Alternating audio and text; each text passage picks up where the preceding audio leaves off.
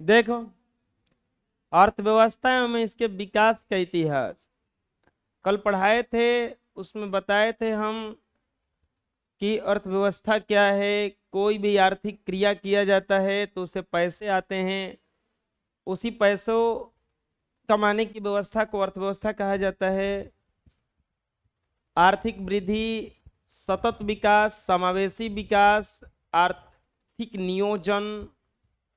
इसके बाद हम लोग देखे थे भारत का जो प्रति व्यक्ति आय क्या है, पीसीआई क्या है, राष्ट्रीय आय क्या है। फिर हम लोग देखे थे बिहार के बारे में कि बिहार पिछड़ा है, इसका कारण क्या है, इसको दूर करने का उपाय क्या है, हम लोग डिटेल्स में उसको देखे थे। अब उसी के आधार पर प्रश्न कुछ आता है। पहला प्रश्न है, अर्थव्यवस्था किसे कहते हैं?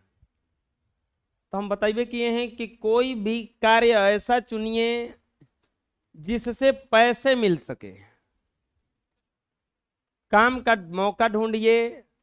जैसे अर्थव्यवस्था आर्थिक गतिविधियों का एक ऐसा संगठन है जिसमें लोग कार्य के लिए मौका ढूंढते हैं, लोग कुछ ना कुछ करना चाहते हैं।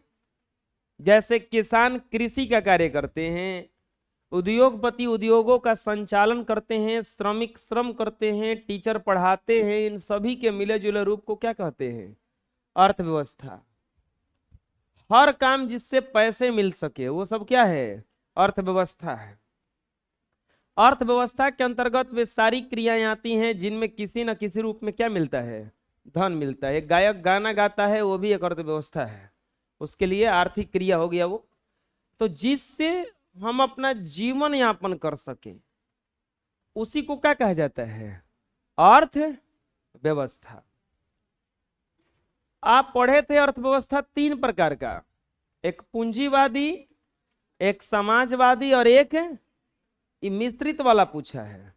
तो पूंजीवादी में बताए थे कि जो संसाधनों पर अधिकार जो होता है वो पूंजीवादी यानी किसी निजी हाथ में होता है, वे लोग ही सब कुछ करते हैं, वो पूंजीवादी हो गया। जिसमें सरकार के हाथ में सब कुछ होता है, गवर्नमेंट ही सब कुछ कर सकता है, गवर्नमेंट ही सब कुछ कर सकता है, तो वो काम किसका हो गया? समाजवादी। और अगर दोनों मिलके चला रहे हैं, कुछ पूंजीवादी यानी कि कुछ निजी लोग और कुछ गवर्नमेंट चला रहा है, दोनों मिलके चला रहे हैं, तो इसको कहा जाता है मिश्रित। मिश्रित का अर्थ होता है मिला जुला। मिश्रित का अर्थ क्या होता है? मिली जुली। अर्थात मिश्रित अर्थव्यवस्था का अर्थ होता है मिली जुली अर्थव्यवस्था। मिश्रित अर्थव्यवस्था का अर्थ होता है मिली जुली अर्थव्यवस्था। मिश्रित अर्थव्यवस्था वह अर्थव्यवस्था है जहां उत्पादन के साधनों का स्वामित्व सरकार तथा निजी व्यक्तियों के पास होता है। यह अर्थव्यवस्था पूंजीवादी तथा समाजवादी के बीच का रास्ता है। आदमी नहीं कहता है कि ना आपका बात ना मेरा बात, कुछ आप चला लीजिए और कुछ हम चला लेते हैं, तो इसको कहा जाता है मिश्रित अर्थव्यवस्था। भारत में अपना मिश्रित अर्थव्यवस्था है। भारत में कौन सा अर्थव्यवस्था है? सतत विकास क्या है उसमें कल आया था कि सतत विकास। एक आया था समावेशी विकास, समावेशी विकास, और फिर आया था आर्थिक नियोजन। आर्थिक नियोजन क्या था कि एक निश्चित समय में ये काम पूरा कर लेना है, ये आर्थिक नियोजन था। समावेशी विकास क्या था? ऐसा विकास कीजिए जिसमें सबका बराबर फायदा हो। ऐसा नहीं कि एक आदमी का बहुत ज्यादा फायदा हो और एक आदमी का बहुत ज्यादा घाटा हो, तो उसको कहा जाता है समावेशी। सतत किसको कहा जाता है? कि ऐसे काम करना है कि अभी भी कोई दिक्कत ना हो और बाद वाले जो आने वाले हैं उनके लिए भी कोई दिक्कत ना हो, उसी को कहा जाएगा सतत विकास। जैसे आप लोग क्लासरूम में बैठे हैं तो यहाँ पे जो भी आप लोगों के बैठने के लिए फर्नीचर वगैरह रखा गया है, तो उसको सतत विकास के दौरान आप लोगों को अपनाना चाहिए, क्योंकि आप लोग पढ़ के जाइए और आने वाले जो पढ़ के आने वाले वो लोग भी क्या कर सके, वहां पे पढ़ सके। तो इसको सतत विकास के रूप में देखना चाहिए। ये नहीं कि हम पढ़ के जाएंगे और बेंच को तोड़ के जाएंगे, ये सतत विकास नहीं है। आप लोग का भी काम खराब नहीं होना चाहिए और आने वालों का भी काम खराब ना होना चाहिए, इसी को क्या कहा जाएगा? सतत विकास। इसमें भावी पीढ़ी जो है, आने वाली जो पीढ़ियां हैं, उनको ध्यान में रखा जाता है।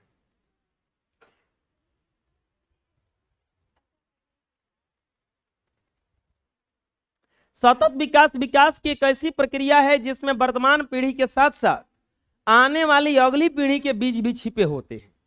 जैसे आजकल कोयला, पेट्रोलियम, पेट्रोल गैस, वन्य संसाधन का उपयोग अधिक होने लगा है, बहुत ज्यादा उपयोग होने लगा इस सब का। हम जानते हैं कि ये संसाधन एक बार अगर समाप्त हो जाएं तो दोबारा प्राप्त करना मुश्किल हो जाएगा। जितना पेट्रोल दादाजी यूज किए होंगे उतना हम लोगों को यूज करने के लिए नहीं मिल रहा है, या जितना हम लोग यूज कर रहे हैं उतना आने वाली एक दो पीढ़ियां यूज नहीं कर पाएंगी। उन लोगों को तो पेट्रोल मिल भी नहीं करेगा कि छिड़क के अपने पर मरियो जाए, क्योंकि हमें ना करेगा ना। देख रहे हैं बैटरी वाला गाड़ी जो है वो छाता जा रहा है मार्केट में। टेस्ला जो है वो बहुत आगे निकल गया, इलेक्ट्रिक कार लेकर के, इलेक्ट्रिक सब कुछ इलेक्ट्रिक आने लगा। तो वो क्यों आने लगा ऐसा, क्यों ऐसा चुना गया रास्ता?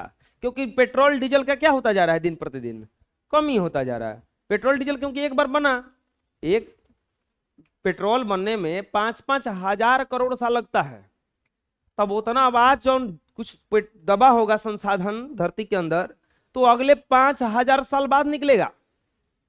तो उनकी लंबा है अगला, ये दोबारा प्राप्त नहीं हो सकता। अतः इन संसाधनों का उपयोग व्यर्थ भी ना हो, और ऐसा नहीं कि ऐसा कीजिए कि आज भी उसका यूज ना कीजिए। उसी को क्या कहा जाता है, सतत विकास। ये नहीं कि ऐसा करना है कि आज हमारा कार्य सब रुक जाए, ये काहे खाती, भविष्य खाती। हुआ क्या था कि आर्मी का ट्रक था, आर्मी वाला जा रहा था लड़ने के लिए कहीं। चलो इंडिया वाला आदमी के पास थोड़ा सा दिमाग होता है, बगल के देश का आर्मी था, वो लोग जा रहा था, ठीक है। तो अब बगल का देश समझ में आ रहा है ना, आप लोग समझ गए हैं। जैसे मैचवा हो रहा था अभी, हाथ नहीं मिलाने पर सब मुंह फुलाया है कि हम लोगों से हाथ नहीं मिलाया। बढ़िया बेइज्जत किया इन लोगों का, हाथ ना मिला। वो लोग खड़ा था, ये लोग कबाड़ी बंद कर लिया जाएगा ड्रेसिंग रूम में। हाँ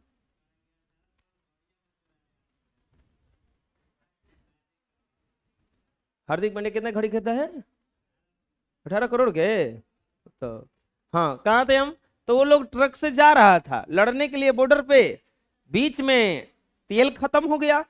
आप जानबे करते हैं मांग मांग के सब यूज करता है। तेल खत्म हो गया तो ड्राइवर आके बोला कि तेल खत्म हो गया, चलो धक्का दे के पहुंचाओ पेट्रोल पंप पे, जाले 12 किलोमीटर दूर है। ऐसा धक्का दे दे के पहुंचाया। वो लोगों का लड़ेगा कोची, कचूमर निकल गया पहुंचाने में। ओइजा हारल थाकल पहुंचा, ओइजा बोला कि अरे भैया ड्राइवरवा से कि तू ऐसा करो, वो जो जर्किनवा रखा है ना इमरजेंसी वाला, वो में पेट्रोल ले लो, तबे ना कहीं तेल फिर खत्म होगा। तो बोला कि वो में तो भरल है। तो बोला वो काहे खातिर रखले बड़े, तो इमरजेंसी खातिर रखले बनी ओकरा के ना इमरजेंसी। अभी इतना दिमाग तो इंडिया वालों के पास नहीं होता है, वो इमरजेंसी खातिर रखा था वो। अब कौन इमरजेंसी हो सकता है, इमरजेंसी रखा हो कि दुश्मन जब जब आ जाए तो हम अपने पर छिड़क के मर जाएंगे।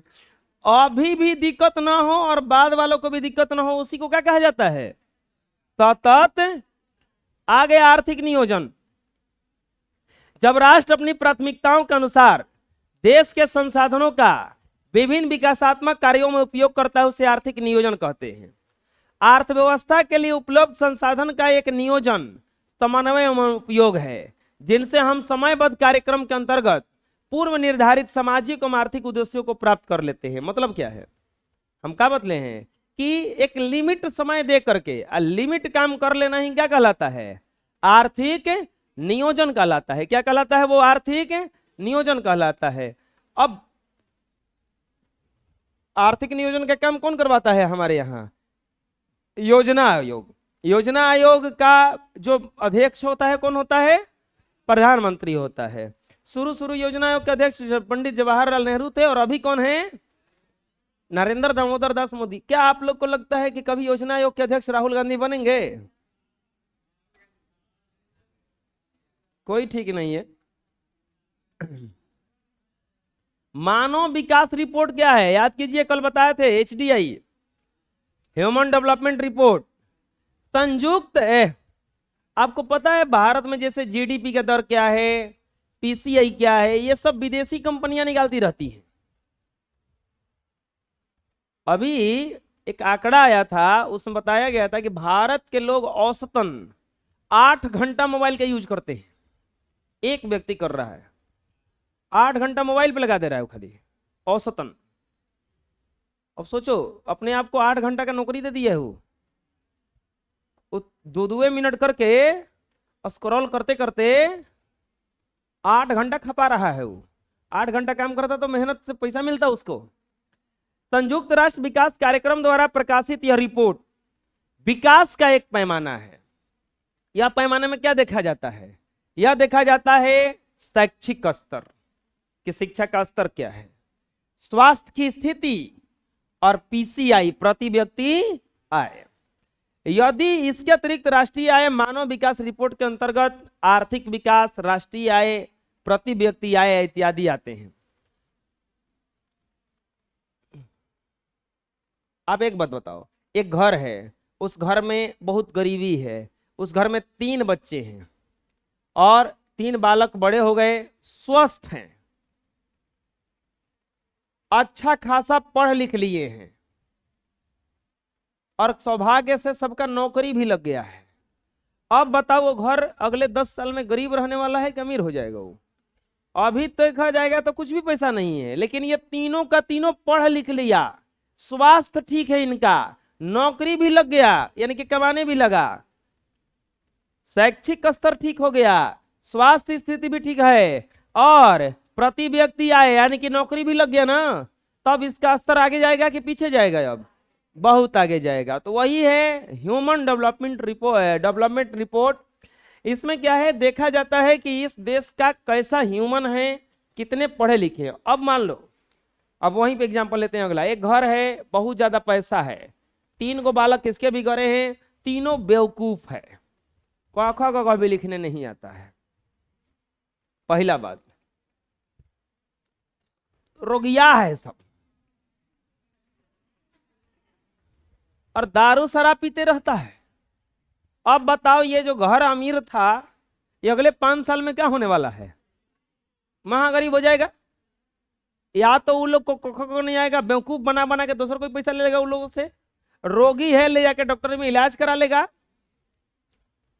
बात समझ में आ रहा है ना? तो ये जो HDI है ये किस किस चीज से देखा जाता है? शिक्षा का स्तर से, स्वास्थ्य की स्थिति से और प्रति व्यक्ति आधारिक संरचना क्या है।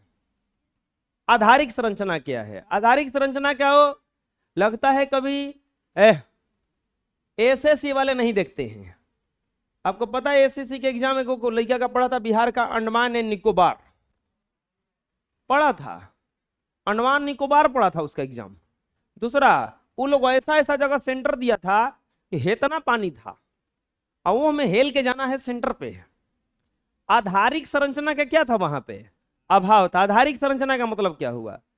सड़क सही हो। अभी आप एग्जाम देने जाओगे, अब तो पहले पेपर से एग्जाम होता था, ऑनलाइन एग्जाम जो होने लगा उसमें कंप्यूटर खराब दे देगा। कंप्यूटर बढ़िया रहेगा तो कीबोर्ड काम नहीं करेगा, कीबोर्ड काम करेगा तो माउस ठीक नहीं रहेगा, तीनों ठीक रहा तो कंप्यूटर चल भी नहीं करेगा, लाइटें कट गया है, तो बहुत ज्यादा प्रॉब्लम होने लगता है। सब कुछ जब सही रहे तो उसी को क्या कहा जाता है? आधारिक संरचना। आधारिक संरचना में जैसे बिजली अरे अगर आप आगे बढ़ना चाहते हो, कुछ अच्छा करना चाहते हो, तो आधारिक संरचना मतलब क्या है कि उन सुविधाओं से है जो हमारा मदद कर सके। जैसे लाइब्रेरी में कोई पढ़ने गया तो उसको क्या चीज मिला जो घरे नहीं मिलता था? आधारिक संरचना। उसको पढ़ने के लिए एक टेबल कुर्सी चाहिए, मिल गया। 24 घंटा लाइट चाहिए, मिल गया। शांत जगह चाहिए, मिल गया। गर्मी लग रहा है तो एसी चाहिए, मिल गया। तो ये सब क्या है? आधारिक संरचना है। अब वो बेचारा बैठ के चुपचाप क्या कर सकता है? पढ़ सकता है। अब सोचो वही चीज जल्दी घरे नहीं मिला तो नहीं पढ़ पाएगा। वही चीज है बिजली, परिवहन, संचार व्यवस्था, बैंकिंग, स्कूल, कॉलेज, अस्पताल आदि देश के क्या हैं? आर्थिक विकास के आधार हैं। इन्हें देश का आधारिक संरचना या आधारभूत ढांचा कहा जाता है। चुप रहो। कोई कुछ तभी न कर पाएगा जब उसके पास सब साधन हो। किसी भी देश के आर्थिक विकास में आधारिक संरचना का महत्वपूर्ण स्थान होता है। कि जिस देश का आधारभूत ढांचा जितना अधिक विकसित होता है वह उतना ही ज्यादा विकसित होता है। गांव बहुत बढ़िया है, गांव में बहुत बढ़िया कंपनी है, लेकिन ले जाने के लिए वहां सड़कें नहीं है, संसाधन बहुत क्या बतिया रहा है, क्या हुआ है उसको, क्या समझा रहे हैं कुछ हो के लालू लालू, क्या बोल रहे हैं? हाँ चुप तो थे ही। ठीक है बढ़िया है, चुप रहिए अब। ए बाबा सुनिए, दोनों लोग अपने अपने पार्टी को सपोर्ट करो लेकिन हल्ला मत करो।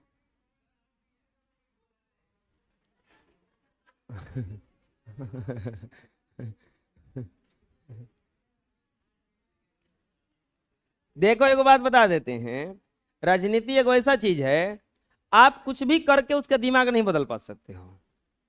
अगर किसी के दिमाग में मोदी घुस गए हैं तो मोदी को डिलीट मारना मुश्किल है, और लालू यादव घुस गए हैं तो उनको भी डिलीट मारना क्या है, मुश्किल है, वो डीएनए में जाके समा जाता है। बात समझ में आ रहा है? अब उसे छेड़छाड़ मत करो, छोड़ दो। ए जिब्राब जो हाल है तुम्हारे पास, एक तुम लोग को तो हॉले नहीं करना चाहिए कुछ हो, क्योंकि तुम लोग कभी पहचानो पत्र नहीं बना होगा। वो चुप रहो। एगो नेताजी ना वो वोट मांगने गए गांव में, गांव में पूरा एगो गांव जो था वो कुआं खन रहा था एगो आदमी, तो नेताजी बोलेगा अरे हटिए हमारे रहते आप काम कीजिएगा। वो नेताजी पूरा कुआं उसका खान दिए, गड्ढा खोद रहा था, खोद दिया, खोदने के बाद बोले देखिए हम आपका सब काम किए हैं, वोट हम ही को दीजिएगा। तो जानते हैं क्या बोल रहा है वो, हमारा तो वोटर रेडी नहीं बना हम वोट दें किसे आपके।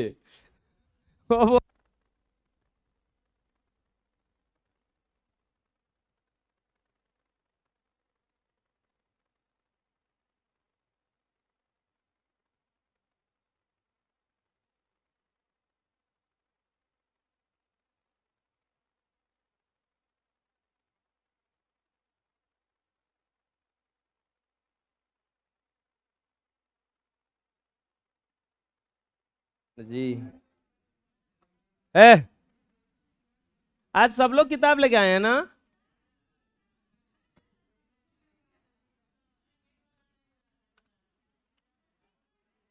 चेक होगा, आज नहीं होगा ना? आज बोल दिए थे कि चेक नहीं होगा, चुप रहो अब। जिस देश का आधारभूत ढांचा जितना आर्थिक हो अच्छा होगा वही सबसे ज्यादा विकसित होगा। आर्थिक नियोजन का मुख्य उद्देश्य क्या है? आर्थिक नियोजन के मुख्य उद्देश्य निम्नलिखित हैं। पहला, संसाधनों का सही तरीके से उपयोग करना। आर्थिक नियोजन समझाए थे कि लिमिट समय में सब कुछ काम कर लेना आर्थिक नियोजन कहलाता है। क्या कहलाता है? आर्थिक नियोजन कहलाता है। इसका उद्देश्य क्या था? सबसे पहले कि जो संसाधन है देश में उसका सही सही उपयोग करना, आय के स्रोत को बढ़ाना, जिस काम से पैसा आ सके उसको बढ़ाना, सामाजिक कल्याण संबंधी कार्यों के लिए आवंटन, और प्रत्येक क्षेत्र के विकास के लिए योजना निर्माण करना। वो जो योजना आयोग है वो सभी सीएम से मिलकर के हर चीज देखता रहता है कि किस क्षेत्र में किस चीज का कमी है, तो ये सब इसका काम है। गरीबी को जन्म देती है। कैसे? बात सही है, आपको पता है ना, गरीबी से ही गरीबी जन्म होता है। अच्छा, गरीब होने में आदमी का दोष है कि नहीं है? आपके गरीब जन्म लेने में आपका दोष है कि नहीं है? कुछ दोष नहीं है। कौन सी दोष है रे? तुम्हारा जन्म लेना तुम्हारे हाथ में था? देखो, गरीब जन्म लेने में कोई पाप नहीं है, मरने में बड़ा पाप है। क्योंकि जन्म आदमी अपने मर्जी से नहीं लेता है, वो जहां जन्म लेना था वो जन्म ले लिया। किसके घर में जन्म लेना था, क्या बनना था, वो हो गया। अगला अब 50-60 साल तुम्हारे हाथ में है कि अब यहां से हम अपना लाइफ कैसे बदलेंगे। ऐसा रास्ता पे चलेंगे कि चारों तरफ लात जूता मिले, ऐसा रास्ता पे चलेंगे कि सब कोई प्रणाम करे, ऐसा रास्ता पे चलेंगे कि ठीक ठाक सब कुछ हो जाए, तो ये तुम्हारे हाथ में डिपेंड करता है। खैर गरीबी गरीबी को जन्म इसलिए गरीब इसलिए गरीब है क्योंकि गरीबी के कारण उनकी आय कम होती है। अशिक्षा और अज्ञानता के कारण बच्चों की पैदाइश अधिक होती है। गरीब के घर में वो बच्चों का पैदाश भी बहुत ज्यादा होता है, फलतः उनकी पीढ़ी और अधिक गरीब हो जाती है। कल हम समझा रहे थे कि जितना भी अमीर आदमी को देखोगे उनके संतान कम होती हैं, ज्यादातर वो जनसंख्या वो गरीब लोगों के घर में दिखने के ज्यादा मिलता है। गरीबी का कुचक्र अनवरत चलता रहता है। इसका अर्थ यह है कि गरीबी ही गरीबी को क्या करती है, जन्म देती है। खेत तो देखे होंगे गांवों में बटात बटात बटात बटात, तब तो 1 बीघा 10 कट्ठा पे पहुंचल हुई। अब दादा के 20 बीघा खेत रहे, दादा के 5 को लइका तो 5 बीघा पर, उन 5 को 5 को लइका तो 1 बीघा पे, वो सही अब 5 कट्ठा पे आ जाई। कुछ दिन में वो खेत खाली घर बनाने वाला घर मिल जाई, होता है ऐसा। तो ये होता है। अब यहाँ पे जो अगला पीढ़ी है और क्या होता जाता है, गरीब होता जाता है। अरे गरीब होगा नहीं, अगर एक संतान रहता तो उसका परवरिश बढ़िया से कर देता, कमाता खाता बढ़िया से, लेकिन 10 गो है तो केकरा के पढ़ाएगा, ट्यूशन के फीसे सुन के भाग जाएगा वो। हाँ तो ना फीस है, हम कैसे करें इतना। सकल घरेलू उत्पाद क्या है? चुप रहो। सकल घरेलू उत्पाद क्या है? इसी को जीडीपी कहा जाता है, ग्रॉस डोमेस्टिक प्रोडक्ट। किसी देश की समान निवासियों द्वारा अपनी भौगोलिक सीमा के अंतर्गत एक लेखा वर्ष में उत्पादित अंतिम वस्तुओं एवं सेवाओं के मौद्रिक मूल्य को सकल घरेलू उत्पाद कहा जाता है। इसमें देश के नागरिकों तथा गैर नागरिकों के अंशदान शामिल किया जाता है। यह किसी भी देश के जीवन स्तर का एक संकेत देता है। समझिएगा ध्यान से। ये क्या है सकल घरेलू उत्पाद? जैसे कि कोई देश हो गया, उस देश में देखा जाता है अभी ज्यादातर डिजिटल करेंसी पर ध्यान दिया जाता है। कुछ दिन में ऐसा आएगा कि लगभग सब कुछ तो नहीं, 80% तक ऑनलाइन सब कर देगा। आराम हो जाएगा उससे, नोट छापने का दिक्कत खत्म हो जाएगा, रखने का दिक्कत कम हो जाएगा, नोट के सिक्योरिटी करने का दिक्कत कम हो जाएगा। नहीं हो जाएगा? सब कुछ बैंक में पड़ा हुआ है, बैंक से ही बैंक में दूसरे को ट्रांसफर कर दिए। काला धन जमा करना मुश्किल हो जाएगा। वैसे काला धन कैसे जमा होता है? काला धन बैंक में थोड़ी ना कोई जमा करके रखता है। काला धन में क्या है, नोट स्टोर करके रखा है घर में। अभी उस जज के घरे 15 करोड़ रुपया मिला। देखो जज था अभी कितना दिन पहले, 3-4 महीना पहले की बात है। 15 करोड़ रुपया मिला नहीं, जल गया। तो काला धन था वो, पता नहीं चला नोट कहां से आया कहां से गया। तो ऐसा ही कुछ होता है। अगर जीडीपी देखा जाएगा तो जितना भी देश में पैसा है प्लस जितना भी देश में संसाधन है, संसाधन का मतलब जैसे कि बालू से कितना पैसा आ सकता है, गिट्टी से कितना पैसा आ सकता है, धान से कितना पैसा आ सकता है, खेती से कितना पैसा आ सकता है, खनिज संसाधन कितना है, लोहा कितना है, ये सब मिला के जोड़ा जाता है, उसी को कहा जाता है सकल घरेलू उत्पाद। और गांव वालों के पास जाइएगा तो गांव वाले अमीर होते हैं कि गरीब होते हैं, कल इतने बताओ? नहीं, अमीर भी होता है गरीब भी होता है। अरे मान लो उसके पास बस पैसा क्या कम है, खेत ढेर है, पैसा नहीं है, खेत तो ढेर है। अब मान लो एक आदमी 10 बीघा खेत रख के बैठा है, भले वो घूमता है ऐसे ही बिना चप्पल के, और 10 बीघा खेत, अरे 10 बीघा खेत है, अगर 20 लाख के हिसाब से चलोगे तो 2 करोड़ का है। वो गरीब कहाँ है? कहाँ गरीब, कहाँ से गरीब है? वो सकल में गरीब है खाली, वो करोड़पति है, बस उसको वैल्यू पता नहीं है। बात समझ में आ रहा है? सकल घरेलू उत्पाद में सब गिना जाएगा। सकल घरेलू उत्पाद में ये नहीं गिना जाएगा आपके जेब में पैसे कितने हैं, ये देखा जाएगा कि आपके पास सोना कितना है, आपका जमीन कहाँ कहाँ है, और क्या क्या रखे हैं। और मान लो कोई आदमी है उसके पास 1 रुपया नहीं है, उस 60-70 को भैंसे रखा है, तो भैंसिया उसके लिए कौची है? अरे पैसे ना है। बात समझ में आ रहा है? और एगो 30,000 की है, वो कितना पैसा का रखा है वो?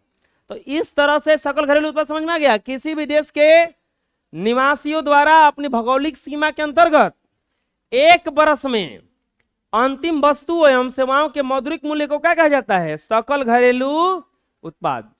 अगला या पूंजीवादी अर्थव्यवस्था किसे कहते हैं? अर्थव्यवस्था का वह स्वरूप जिसमें उत्पादन के साधनों का स्वामित्व तो निजी व्यक्तियों के पास होता है, उसे ही कहा जाता है पूंजीवादी अर्थव्यवस्था। जैसे अमेरिका की अर्थव्यवस्था हम बताए थे, अर्थव्यवस्था 3 प्रकार का होता है, पूंजीवादी, मिश्रित और समाजवादी। आ गया समावेशी विकास। सतत विकास, समावेशी विकास, ये दोनों में अंतर क्या है? विकास की वह प्रक्रिया जिसमें कोई भी उससे अछूता ना रहे, सबको बराबर बराबर लाभ मिले, ऐसे ही विकास का प्रक्रिया को क्या कहा जाता है? समावेशी विकास। सतत विकास समय की आवश्यकता है, इस कथन को स्पष्ट करें। सतत विकास जरूरी है कि नहीं है, ये बताइए। जरूरी है नहीं जी। अगर सतत विकास न अपनाया गया तो सब तो खा पी जाएगा आदमी, जे सब कुछ पेट्रोल, डीजल, कोयला, ये सब क्या हो जाएगा? यहां से खत्म हो जाएगा। विकास के क्रम में प्राकृतिक संसाधन जैसे जल, वायु, जंगल, पेट्रोल, कोयला, गैस का उपयोग होता है। अत्यधिक उपयोग से भावी पीढ़ी के लिए प्राकृतिक संसाधनों की उपलब्धता घटती है। आज सिलेंडर जो है 1000 रुपए का लगभग है, 950 का, और आज से 4-5 साल पहले वो सिलेंडर 600 का आता था। रेट कैसे भाग गया? इतना कम होता जा रहा। आप देखे होंगे बाजार उजार में जहिया कोई भूखल रहता है तो उसका अगला बिहान भैला कद्दू उद्दू का दाम बढ़ा देता है सब। वो देखेगा कि पकौड़ी ज्यादा बनी तो फट देने को दामवा क्या कर देता है? बढ़ा देता है। अभी छठ के दिन वो संझवत होता है, उस दिन लौका का सब्जी बनता है ना, उस दिन उसका रेटवा बढ़ा देता है।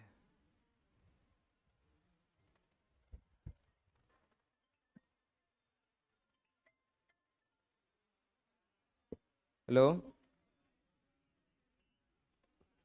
हाँ,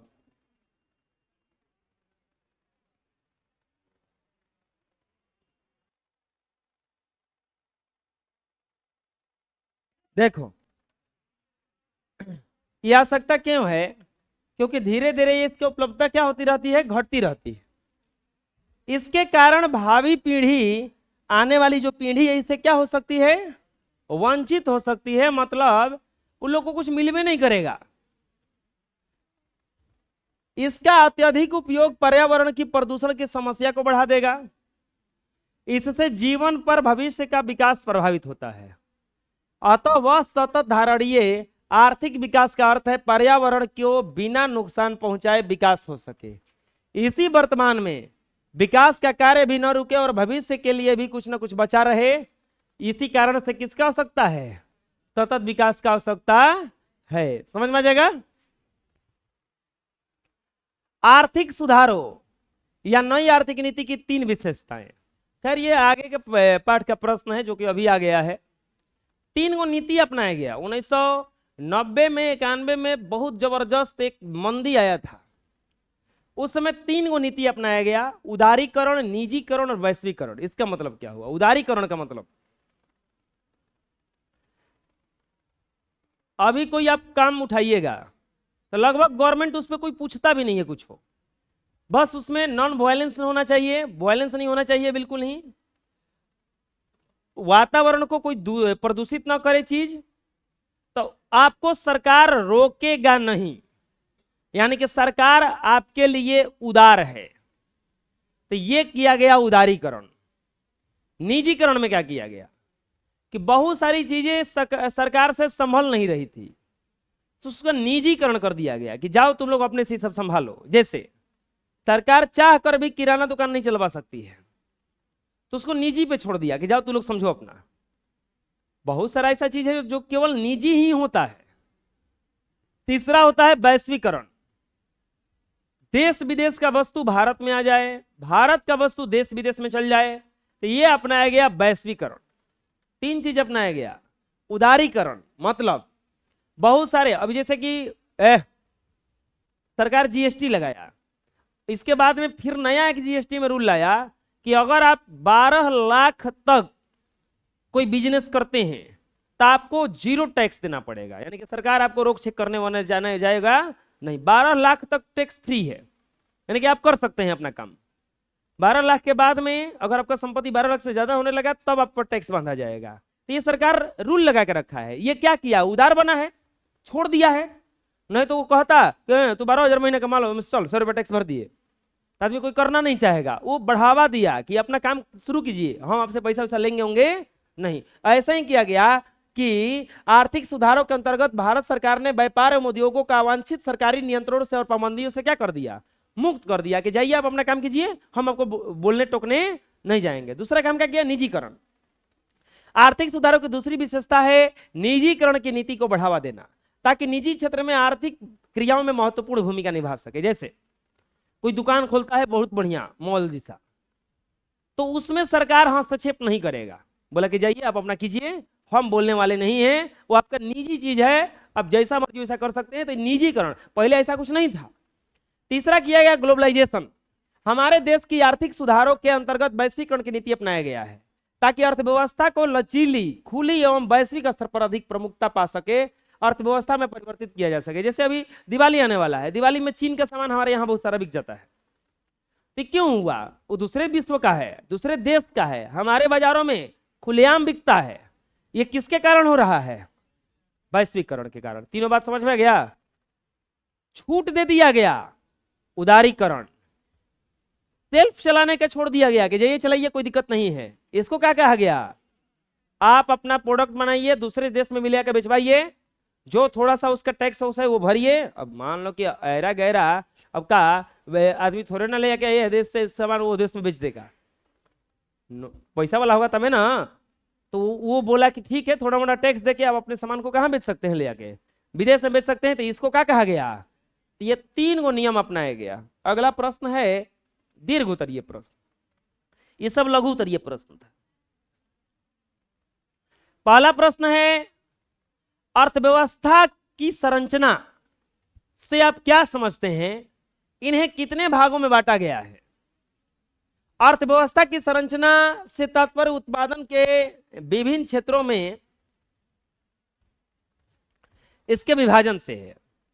अर्थव्यवस्था में विभिन्न प्रकार की आर्थिक क्रियाएं होती हैं, जैसे कृषि, उद्योग, व्यापार, बैंकिंग, सीमा, परिवहन, संचार। ढेर सारा क्रिया होता है ना, केवल एक ही काम थोड़ा ना होता है, खाली खेती होता है नहीं। खेती होता है, खेती बनाने का सामान भी बनता है, जब हो जाता है तो उसको चावल कूटने का मशीन है, चावल हो जाने के बाद उसको ले जाने के लिए ट्रक से ले जाना है, तो बहुत सारा प्रोसेस होता है। अर्थव्यवस्था के संरचना के मुख्यतः 3 क्षेत्रों में बांटा गया है, एक प्राथमिक, द्वितीयक और तृतीयक। प्राथमिक कृषि क्षेत्र, द्वितीयक व्यापार उद्योग क्षेत्र और तृतीयक सेवा क्षेत्र। प्राथमिक, द्वितीयक और तृतीयक। प्राथमिक क्षेत्र में मुख्यतः कृषि आती है, छोटे मोटे काम जैसे कृषि करना, मछली पालन, पशु पालन, खेती बाड़ी, ये सब किसके अंतर्गत आएगा, प्राथमिक के अंतर्गत। गांवों के लोग जो किससे ज्यादा जुड़े होते हैं, प्राथमिक क्षेत्र से। फुलेरा गांव था, उस फुलेरा में सबसे ज्यादा गांव में खेती होता था पंचायत में, तो वहां के लोग, अब देखो वहीं से एग्जाम्पल समझो, प्राथमिक क्षेत्र से जुड़ा था सब लोग। सचिव जी गए तो कौन से क्षेत्र से जुड़ के गए थे, तृतीयक क्षेत्र से ना, उनका नौकरी लगा था, तो सचिव जी का नौकरी लग गया तो कौन सा क्षेत्र में चले गए, तृतीयक क्षेत्र में। कौन सा क्षेत्र में, आज जो चौया बेच रहा था, सब बिजनेस किया था, वो कुछ व्यापार किया था, तो उसको कौन सा क्षेत्र में कहा जाएगा, द्वितीयक क्षेत्र में। द्वितीयक क्षेत्र में बड़ा बड़ा काम भी होता है, थोड़ा मोड़ा छोटा काम भी हो सकता है। प्राथमिक क्षेत्र में मुख्यतः कृषि आती है, इसके अंतर्गत पशुपालन, मछली पालन, मुर्गा पालन, वस्तुओं का संग्रह प्राप्ति जैसे व्यवसाय आते हैं। यह सब ग्रामीणों के जीवन के क्या हैं, आधार है। द्वितीयक क्षेत्र में, द्वितीयक क्षेत्र में खनिज संसाधनों से निकाला जाना, उनसे उपयोगी वस्तुओं का उत्पादन करना, पेट्रोलियम तथा तेल गैस के साथ बिजली उत्पादन के काम भी आता है। द्वितीयक क्षेत्र औद्योगिक क्षेत्र भी कहा जाता है। कोई भी इंडस्ट्री जो चल रहा है, जैसे रेलवे इंडस्ट्री हो गया, कौन सा क्षेत्र में है, वो द्वितीयक क्षेत्र में है। कोई भी कंपनी जो चला रहा है वो सब कौन सा क्षेत्र में आता है, तृतीयक क्षेत्र में आता है। बस समझ लो, नौकरी, बैंकिंग, बैंकिंग के काम। तो बैंक में अपना बिजनेस थोड़े ना होता है बैंक का, वो लोग एम्प्लॉय होता है ना, वो लोग जनता के पैसा को क्या करता है, बटोर के रखता है। परिवहन के साधन, अब जो ट्रेन में नौकरी लगा, सरकार के लिए ट्रेन द्वितीय क्षेत्र है, लेकिन जो उसमें नौकरी लगा उसका उसका ट्रेनवा थोड़े ना है। ऐसा ना कहता है कि ट्रेन मेरा है, अरे नहीं, तू इस ट्रेन का ड्राइवर है। ड्राइवर ड्राइवर समझ में आ रहा है ना, भले उसको लोको पायलट कहा जाता है। वो गार्ड होते हैं ना, गार्ड, टीटी जिसको कहा जाता है, टीसी, वो कंडक्टर होते हैं। कंडक्टर समझ में आ रहा है, वही लोग चेक करते रहता है। टिकट चेक कौन करता है, टीटी। तो उसको ट्रेन में टीटी कहा जाता है, टीटी नहीं कहा जाता, टीसी कहा जाता है। टीसी, टीटी माने क्या होता है, टिकट चेकर। वो कंडक्टर करता है बस उसमें। आप ट्रेन में जाकर बोल सकते हो टीसी, है कंडक्टर इधर ही है, तो किसी आ जाएगा, उसको थोड़ी इज्जत से बोला जाता है, टीसी बोला जाता है। और गांव देहात में टीटी बोला जाता है। और जो ट्रेन रन पे, वहां पे जो आपको पता है ना, वो ट्रेन रन में टॉयलेट होता है, उसको सफाई कर्मी होता है। वो सब ग्रुप डी का नौकरी लगता है, तब आप सफाई कर्मी कीजिएगा, जाकर टॉयलेट साफ कीजिएगा। ट्रेन का पटरी पे अगर टॉयलेट गिरा रहेगा तो उसको धोइएगा पानी मार मार के। वो सब यही काम में होता है। छी छी, पैसा लगता है उसका, पैसा नहीं, मतलब पैसा मिलता है करने का। घरे भले टॉयलेट ना साफ करता हो, कितना टॉयलेट साफ किया होगा, वो 8 घंटा टॉयलेट साफ करने का नाम, उसका नाम दिया गया ग्रुप डी। कहेगा हमारा ग्रुप डी में नौकरी लगा है। अब उसे पूछोगे तनी तनी अंदर का बात बताओ, और क्या ग्रुप डी में कौन काम, तो हम ना बताएगा है? ग्रुप डी में नौकरी लगा, तेरा बुझाई, बुझाई क्या है ना, बतावा ना, क्या कर लो, क्या कर लो, स्टेशन बाहर लो। ग्रुप डी में ये सब काम मिलता है, स्टेशन बाहर ने कहा, गिट्टी उट्टी फेंकता है ना पटरिया उटरिया पे, देखा होगा, वो ग्रुप डी का काम है। वो ग्रुप डी का काम है। टॉयलेट साफ करना, ट्रेन में झाड़ू लगाना, वो सब किसका काम है? ग्रुप सी में आता है ये लोग, ग्रुप बी में ये स्टेशन मास्टर नहीं आता है, ये सब टीटी वगैरह, ये सब जो लोको पायलट होता है ना, ये सब ग्रुप बी में आता है। और ग्रुप ए में आता है ओकरा से बढ़िया, जो ट्रेन का संचालन करता है, जो स्टेशन में बैठा रहता है, कंट्रोल करता है सब, वो ग्रुप ए में आता है सब। और सबसे खतरनाक है ग्रुप डी। तुम लोग का नौकरी ग्रुप डी में लगना है, छोड़ के भाग जाएगा उतना आदमी। हम जाता नहीं घरे, खेती कर ले, ये नौकरी ना करम। अभी ऐसा नहीं है, ऐसा कर रहे हो ना। आपको पता है वो नेपाल में जो हुआ था प्रोटेस्ट, तो यूक्रेन और रूस में युद्ध चल रहा था ना, तो उन लोग का जब पेट पे पड़ा, तो ये लोग करीब ढेर यहाँ से जुआ जो गया था, यूक्रेन के सेना में भर्ती होने गया था। यूक्रेन के जाके सेना में भर्ती हो गया पैसा के लिए। ये लोग को बस 1 महीना का ट्रेनिंग देके युद्ध पे लगा दिया था, मर गया सब। तो आप कह रहे हो पैसा का दी, करिए ना रहा है, एको सीट खाली है, एको सीट खाली थोड़े ना है, होम गार्ड के लिए मर रहा है आदमी, कसम की नौकरी हो जाए। तृतीय क्षेत्र में बैंकिंग के काम, बीमा, परिवहन आता है। चलो बताओ, अर्थव्यवस्था को कितने भागों में बांटा गया? प्राथमिक, द्वितीयक और आर्थिक विकास क्या है? आर्थिक विकास तथा आर्थिक वृद्धि में अंतर बताइए। आ गया। आर्थिक विकास को समझने के लिए विद्वानों द्वारा दी गई परिभाषाओं को समझना आवश्यक है। बहुत सारा विद्वान बढ़िया बढ़िया परिभाषा दिया है, उसको समझना क्या है? आवश्यक है। आर्थिक विकास की परिभाषा को लेकर अर्थशास्त्रियों में काफी मतभेद है। इसकी एक सर्वमान्य परिभाषा नहीं दी जा सकती। कुछ विद्वानों ने इसकी परिभाषा दिया है, जैसे प्रो रोस्ट्रो के अनुसार आर्थिक विकास एक और श्रम शक्ति की वृद्धि की दर, तो दूसरी ओर जनसंख्या में वृद्धि का संबंध है। वहीं प्रो मेयर बाल्डविन ने परिभाषा देते हुए कहा है कि आर्थिक विकास एक ऐसी प्रक्रिया है जिसके द्वारा दीर्घकालीन में किसी अर्थव्यवस्था का राष्ट्रीय आय में वृद्धि होती है। हम बताए थे कल, विकास का मतलब होता है बढ़ना, और वृद्धि का मतलब होता है कि जितना बढ़ गया था और ज्यादा हो जाना।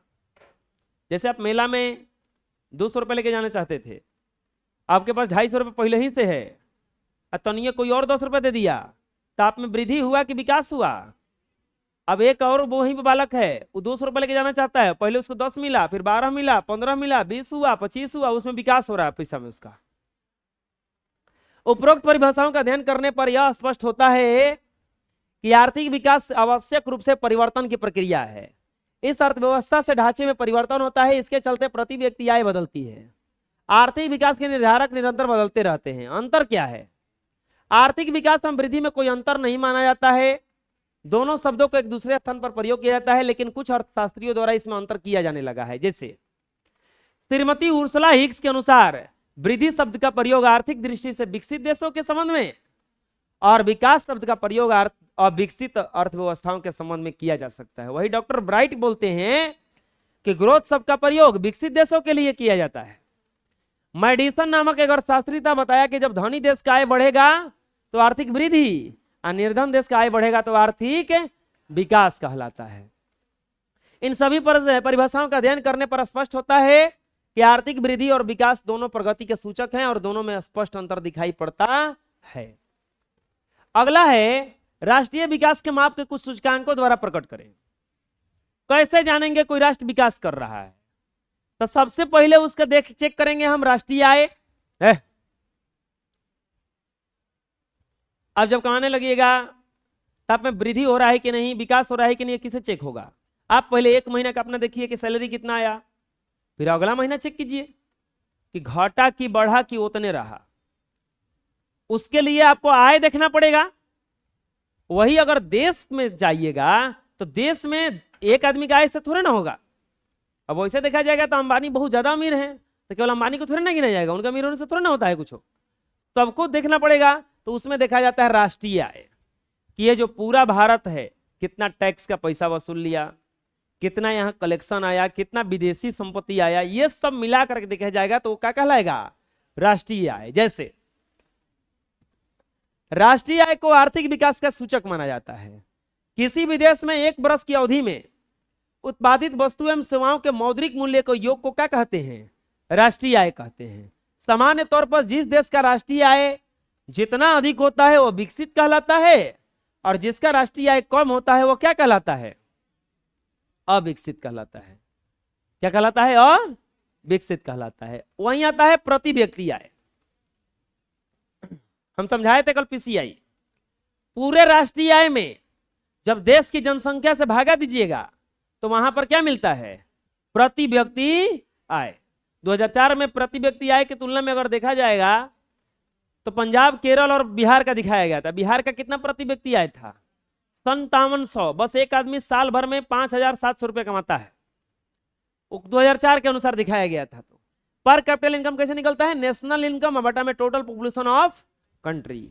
टोटल जो राष्ट्रीय इनकम है पूरा, उसमें देश की जनसंख्या से भाग दीजिएगा तो क्या आएगा? प्रति व्यक्ति आय। अब आता है मानव विकास सूचकांक। हम बताए थे इसको देखा जाता है कैसे? जीवन आशा, शिक्षा प्राप्ति और जीवन स्तर। शैक्षिक स्थिति देखा जाता है, स्वास्थ्य स्थिति देखा जाता है और किस एज का है यह भी देखा जाता है। ये तीनों अगर सही सही चलता रहा तो उस देश को विकसित होने से कोई रोक ही नहीं पाएगा। क्या क्या है? राष्ट्रीय आय, प्रति व्यक्ति आय और मानव विकास सूचकांक। अब आता है बिहार के पिछड़ेपन के कारण। बिहार जो है पिछड़ा है, इसका कारण क्या है? और फिर बोला है कि कारण दूर करने का उपाय बताइए। पहले बताइए कि पिछड़ापन का कारण क्या है। हम कल सब समझा दिए थे। इस सब सबसे पहला तेजी से बढ़ती हुई जनसंख्या। तेजी से बढ़ती हुई जनसंख्या, खूब जनसंख्या बढ़ रहा है। दूसरा, यहां पे कुछ है ये नहीं है। क्या कीजिएगा? कुछ है ये नहीं है मतलब कंपनी बैठाना चाहिएगा, बिजली आपको नहीं मिलेगा 24 घंटा। अभी कोई कोई इंडस्ट्री देखिएगा टोटल। अच्छा एक बात बताओ, कोई कंपनी चलता है कैसे चलता है? बिजली से। बिजली चाहिए ना, चलो बिजली भी है, रोडे नहीं है, रोड भी है, बिजली भी है, संसाधने नहीं है, सामान्य नहीं जुट रहा है। तीनों है तो गुंडागर्दी है। कोनो आया बोला है चला रहा है कंपनी का, रे चल 5 खोखा जमा कर देना। 5 खोखा मतलब समझ में आ रहा है? करोड़ को कहा जाता है। 5 करोड़ जमा कर देना। कहां से 5 करोड़ जमा करेगा? वो कौन कंपनी या खोलेगा? बोलेगा कि ये सन बेरी बेरी पैसा मांगिए सन।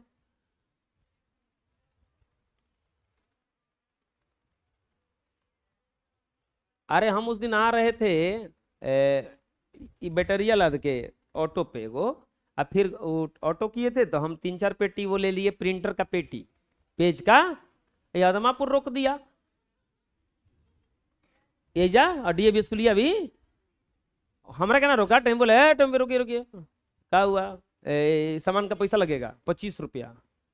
अब कोची के पैसा हम खरीद के निकला हुआ तो ना टैक्स लगेगा यार, ना तो गाड़ी वापस ले जाइए वापस, वो पैसा के भरी, हम भरब। अब बताओ हम भाड़ा दिल ही वही ओकरा के, वो पैसा ले लिया 10 रुपया लिया, वो ड्राइवर बोला कि देखिए इसे हल्ला मत कीजिए, मानेगा नहीं, इसको 10 रुपया दे दे, लेकिन गलती कर रहा है वो। अब बताओ तो वो रंगदारी है ना मांग रहा है उजा, वो साफा खुला रंगदारी है वो, ओजा 2-3 को रोका है उजा, और साफा वो हइयो है एकदम, वो मुंह ऐसा है ओकर, और कितना कुटले वैसन कोनो ठीक नहीं है, हम रियल बता रहे हैं। ओकरा कितना थुरले वैसन वैसन में ब्रेकर भी बैठा है, वो लेवे करेगा पैसा, वो ऐसा आदमी है वो, उहे रंगदारी कहा जाता है। ओंठ के पैसा ले लेगा वो, द कहाँ जीव, 25 रुपया दीजिएगा तो पर्ची देगा, और 10 रुपया दीजिएगा तो पर्ची नहीं, वो काला धन हो गया, वो अपने रख लिया। वो समझ लो रंगदारी नहीं है, वो भीख मांगने का वो तरीका है, जबरदस्ती भीख दीजिए हमको। वो पहले भगवान के नाम पे मांगता था, अब नगर निगम के नाम पे मांगता है, नगर निगम के नाम पे दे दे रे बाबा। अरे हाँ। अच्छा बताओ इसमें, अब मान लो 10 रुपये मांग रहा है, वो ड्राइवर बताने लगा कि जानते हैं कहीं कहीं जाता है दूसरे दूसरे जगह 30-30 रुपया बरियारी ले लेगा कि देवे करो। अब कोई आदमी 10-15 किलोमीटर दूर ले गया सामान, तो सामान रोड पे फेंकेगा अपना, ऐसा तो ना होगा। वो जे 10,000 के सामान ले ले 20-30 हजार के 40 हजार के, वो 10 रुपया देखी देवे करी, लेकिन सोचो 10-10 रुपया कितना आदमी से तहसील लिया। वो ऐसा अगर 100 आदमी से तहसीला तो 1000 रुपया एरिया गया कि नहीं गया। अच्छा ये जाने का मतलब नहीं है, ये है मन भाव टूटने का। आप बिजनेस किए बढ़िया से चला रहे थे, दूसरे को फायदा हो रहा था, लेकिन आपसे कोनो खींच लिया आके, तो आप तो कटबे ना कीजिएगा। अब एक पंखा खरीद के लाइए, आप पंखा खरीद के लाइए और 100 रुपये 10 को पंखा खरीद के ला रहे थे बेचने के लिए, और 100 रुपये आपसे मान लीजिए कि रास्ता में तहसील लिया गया पैसा दो, तो उस 100 रुपया पंखा पे बेसी रखाई कि ना रखाई, अब अतिरिक्त खर्च में जोड़ेंगे ना ओकरा के हम। अब भैया बेचेगा जब वो तो टैक्स तो जोड़ेगा ओकर, आ जोड़ के लेगा उससे, तो इसमें दिक्कत ये भी है।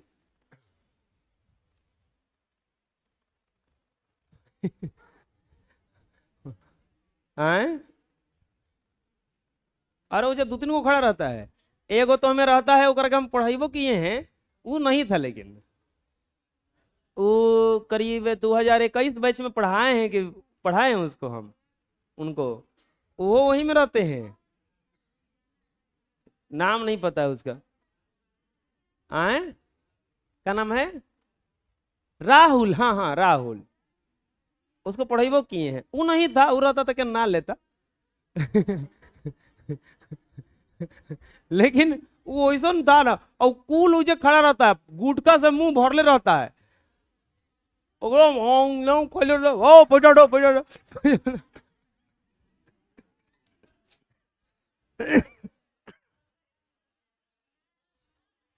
हैं? अरे तू लोग भी जाता आता होगा तो हमेशा देखता होगा। ठंडवा के दिनों में देखे हैं, आग ताप ताप के बैठेगा उजे, आग लहकाएगा उजे तापेगा, आ गर्मिया के दिन में बेचारा मुंह करिया भइल बा एकदम, पैसा मांगत मांगत होने के। हाँ, आ वो मांग रहा है उजे बैठ के। खैर ठीक है। अच्छा नगर निगम, वो कोची का पैसा, नगर निगम का पैसा है, नगर निगम में पैसा एक जगह नहीं लग रहा है, वो यहाँ लग रहा है, डिहरी जाएगा तो अलग लगेगा, शासन ई कुछ 9 जगह तहसील रहा है।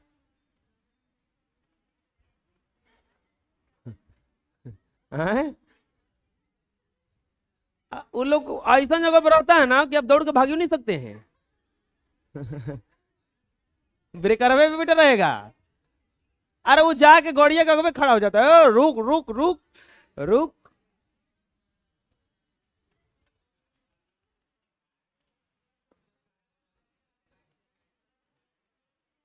कृषि पर देखो नहीं देखो बताते हैं, एगो और बात बताते हैं आपको। वो ठीक है, ऐसा करें, वो ऐसा टेंडर होता है, ये सब पैसा तहसीलने का ना टेंडर होता है, ये सरकार उनसे पैसा लिया है, और वो लोग अब 1 साल नहीं तो 5 साल ऐसे पैसे तहसीलवे करेगा वो, अब फिर पैसा भरा जाएगा। इसका टेंडर होता है, जितना आप जमा करना है जमा कर लीजिए, ऐसा नहीं निकलता है वो, उसका टेंडर होता है, उसमें लीजिए, कोई दिक्कत नहीं है। लेकिन एक बात और बताते हैं, आगे आप कैसा बनिएगा वो और डिपेंड करेगा। आप किसी से छीन कर ले लीजिए, उस समय तो दिखेगा पैसा आपको, लेकिन ऐसा एक बात बताइए, आने वाले पीढ़ी को कमवा सौंप देंगे कि ले बबुआ हम जिंदगी भर तहसील नहीं, अब तू हो तहसील बैठ के ले ले डंटा कुटका खा ली है, दिन भर पैसा मांगत रही है। कृषि पर निर्भरता, बिहार की जनसंख्या का अधिकांश भाग किस पर निर्भर है? कृषि पर निर्भर है। बाढ़ एवं सूखा से क्षति कृषि पर निर्भर है, और उसी कृषि में कभी बाढ़ आता है तो कभी सूखा, और तीसरा है गरीबी। है इतना यहाँ पे गरीबी है कि 2 वक्त का रोटी भी किसी को नहीं मिल पाता है। ये सब है बिहार के पिछड़ेपन का कारण।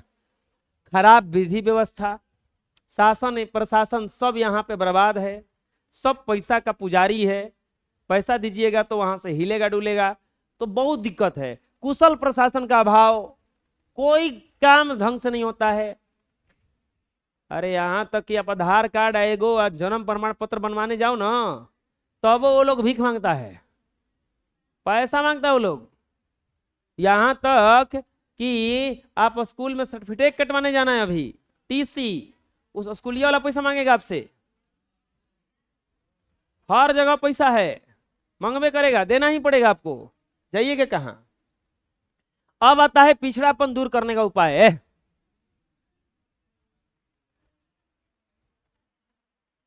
अच्छा, आप लोगों को क्या लगता है ये बिहार कब सुधरेगा कि नहीं सुधरेगा?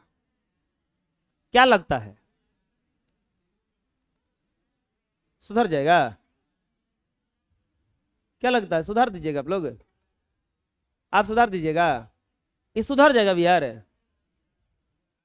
सुधरेगा जानते हैं किसे? सीधा सब जितना मंत्री सब है एक जगह बैठा के, एगो फिल्म आया था मैं ही राजा और मैं ही कुछ ऐसे ही था, उसमें क्या किया था, सबको एक जगह बैठा के बम से उड़ा दिया था। होता क्या है ना, साहब एक भ्रष्टाचारी नहीं ना है, नीचे से लेके ऊपर तक। अब ये खैर मनाओ कि तुम लोग का छात्रवृत्ति का पैसा अकाउंट में आने लगा, बूढ़ा पेंशन अकाउंट में आने लगा, सब कुछ अकाउंट में। अभी एमडीएम में जो होता है मध्याह्न भोजन में, उसमें इतना घोटाला है कि तुम उसका अनुमान नहीं लगा सकते हो। आता है बच्चों के लिए, खाते हैं सब टीचर, ऐसा ही थोड़े ना पेटवा फेंक रहा है वो लोग का।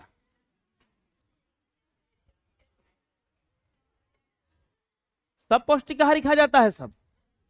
अरे फल आता है सप्ताह में, अंडा आता है, मछली बनाने के लिए पैसा आता है, कुछ को मिलता है। अंडा मिलबो करता है तो 1 गो 3 गो 2 गो अंडा आता है। 8वां क्लास में पढ़ रहा था, अंडा खाया था कहियो? केला सेब सब आता है।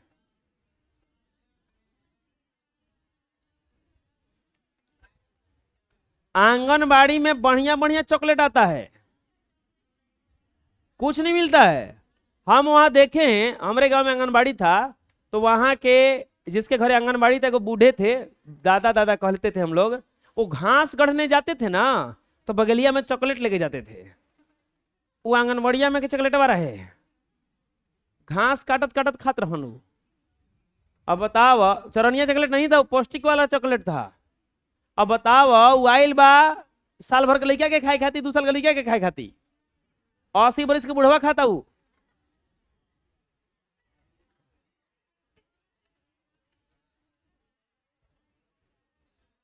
हमको कैसे पता चला? वो दादा दादा कहते थे तो हमको भी कभी कभी दे देते हो, तो हम देखे ये तो बोले ये चॉकलेट दुकान में ना मिलता है, तो हाँ बबुआ ये दुकान बनाई स्कूलिया में आई रहे। अच्छा तो तू खाता रहो बैठ के लइक लइकमन खातिर मिलता है, अब बुढ़ऊ खा रहे हैं। दांत नहीं था उनका, सड़ेगा कुछ ही। दांत नहीं था ना, दांत रहेगा तब ना सड़ेगा। अच्छा, जिसका दांत नहीं उस चॉकलेट कितनों खा सकता है ना, उसको दांत सड़ने का टेंशन है। सबसे पहले बिहार को अगर पिछड़ापन दूर करना है तो क्या करना होगा? जनसंख्या पर, कृषि का तेजी से, बाढ़ पर, अरे ये सब करना होगा ना। आप लोग को पढ़ा दे रहे हैं बिहार का, अब बागडोर आप लोगों के हाथ में है। अगले साल हम और कुछ को भेजेंगे, ठीक है? हम हर साल भेज दे रहे हैं, देखते हैं कौन पैचवा वाला बिहार को सुधारता है, कि वो लोग वही सिस्टम में चला जाता है। अच्छा, तू लोग का नौकरी लग जाएगा, तू लोग बताओ रिश्वत लेगा कि नहीं लेगा? अच्छा, हम कब पकड़ाएंगे तो हमरो से रिश्वत मांगेगा? सब पैसा मांग लेगा क्या होती घड़ी? सूद सही थे, कोनो भरोसा नहीं के मांगियो सन नहीं के। और कहियो सन कि दुबे तनी धराइयो दी हो। एक दिन कहत रही कि किताब नहीं खिल सर जी छोड़ दीजिए, तो हम मर ले रहन। तनी दुबे धरा दिया। जब बाद में हम आई मुने से घूमे, अरे सर आपको मारा है क्या कोनो? अरे काय मरला सर, वो नहीं के पता कि उहे कह के गेल बड़न, नहीं बुझाया? हवलदार से कह के गया है कि इधर आले बड़न का विजय सर रे हो, दुबे धराइए जाके तनी। होने से आके अरे हवलदार मारा है क्या रे? हम कहो देखो मरलो। मरलो क्या रे? तोरा पता नहीं के सर जी पढ़े ले हमरा के? अरे गलती हो गई, हम ना जानत रही। अच्छा ठीक बा, अब मत देखिए कबो, फिर बाद में और कुट दिए। खैर हम कोशिश करेंगे कि ऐसा नौबत। आधारिक संरचना का विकास, यहाँ पे सड़क रोड क्या करना पड़ेगा? बनवाना पड़ेगा। उद्योगों का उद्योग लगाना पड़ेगा। गरीबी दूर करना पड़ेगा। यहाँ से गरीबी दूर कैसे होगा? सबको रोजगार मिलना पड़ेगा। अभी जन सुराज वाले जो पार्टी वाले हैं वो एक चीज कह रहे हैं कि हम नहीं कह रहे हैं कि सबको सरकारी नौकरी दे देंगे, हम 10-12 हजार का काम सबके लिए अवेलेबल करा देंगे। बढ़िया है, अगर सब कोई 10-12 हजार कमाने लगे तो रोज का 300-400 रुपया हो गया, तब तो काम हो ही ना जाएगा। वो फिर धीरे धीरे अपना वो क्या कर लेगा, वहां से बढ़ा लेगा। बिहार में शांति व्यवस्था कायम करवाना। शांति व्यवस्था में अब सोचो, हम बता रहे हैं ना कि रंगदारी जब मांगने लगता है, अगर वो रंगदारी न मांगा जाए तो व्यापारी लोग बढ़िया से व्यापार करेंगे कि नहीं करेंगे? स्वच्छ तथा ईमानदार प्रशासन, ईमानदार प्रशासन रहेगा, घूस उस नहीं मांगेगा। घूस नहीं मांगेगा तो काम हो जाएगा। ये जानते हो बिहार पिछड़ा का है, बढ़िया बढ़िया लोग राजनीति में जाते नहीं हैं। अच्छा अच्छा लोग जो होता है राजनीति में जाता नहीं है। अभी बढ़िया पढ़ा लिखा आदमी जाएगा तब ना। कोई कोई जाता है, लड़ बैठता है। अभी थे वो विपिन सर का नाम सुना होगा, वो डीएम से लड़ गए थे, मुखिया थे, और डीएम से उनका झगड़ा चल रहा है बढ़िया कुछ बात को लेकर के। डीएम भ्रष्टाचारी है, ये लड़ पड़े हैं कि तू ऐसा करेगा, डीएम है तो हम मुखिया हैं, तू अपन काम कर, हम अपन काम कर रहे हैं, निर्दलीय चुनाव लड़ रहे हो। एक बात तो बोले हैं कि अगर हम इस विधानसभा से जीत जाएंगे तो अगर आप कोई भी ऑफिस में जाइएगा तो सबसे पहले आपको पानी पीने के लिए अवेलेबल रहेगा और कुर्सी बैठने के लिए मिलेगा। ये ना बात हुआ। कम से कम कहे तो कि क्या मिलना चाहिए। सरकारी ऑफिस में जाइए, कुकुर बराबर को नहीं पूछता है। पूछता है कोनो? पूछिएगा आधार कार्ड का है, उन्हें जाकर पूछा कहाँ है हमरे, हम पब्लिक है।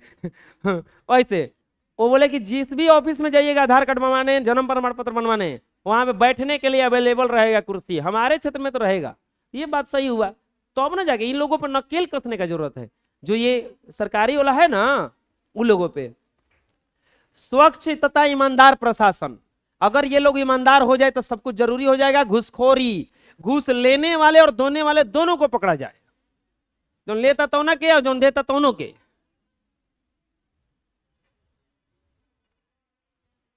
केंद्र से अधिक मात्रा में संसाधनों का हस्तांतरण, और मोदी जी को चाहिए कि ज्यादा से ज्यादा पैसा बिहार को आवंटन कराइए, ताकि यहाँ का बिहारी ट्रेन में भर भर के मजदूरी करने ना जाए, बल्कि आपके क्षेत्र से यहाँ मजदूरी करने के लिए कोई आए।